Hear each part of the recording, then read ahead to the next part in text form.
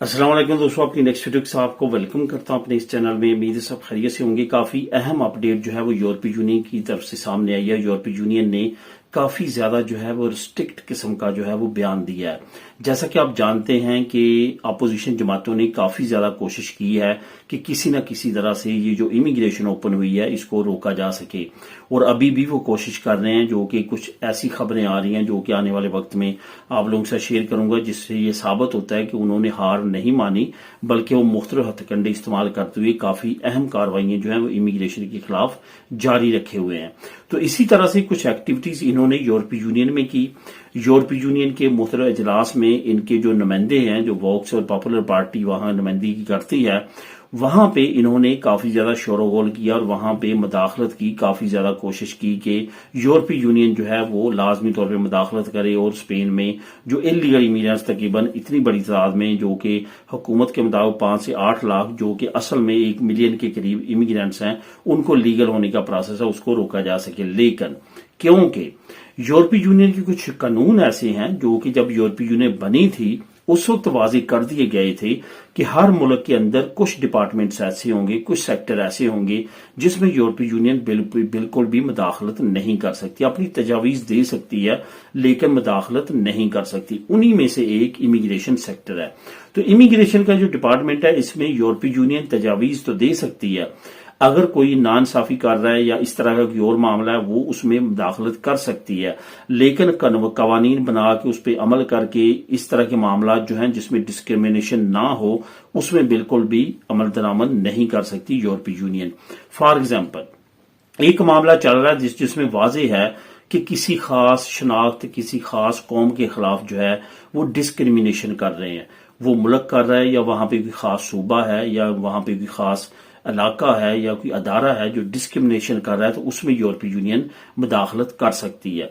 लेकिन ऐसा कानून जिसमें हुकूमत मसावात के साथ चल रही है और कुछ लोगों को बेनिफिट दे रही है और अपने मुल्क के लिए बेनिफिशरी के तौर पे आने वाले वक्त को सेव कर रही है, तो उसमें यूरोपीय यूनियन जो है बिल्कुल भी मुदाखलत नहीं करती। इसकी मैं एग्जाम्पल ये दूंगा।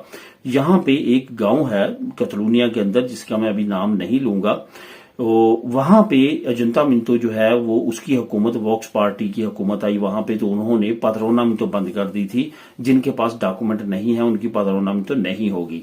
बल्कि कुछ जगहों पे तो ऐसा भी देखने में आया है कुछ लोगों को कि उनके पास रेजिडेंट कार्ड था तो उनकी भी पदरोना मिंतो में जो है वो काफी ज्यादा रुकावटें डाली गई।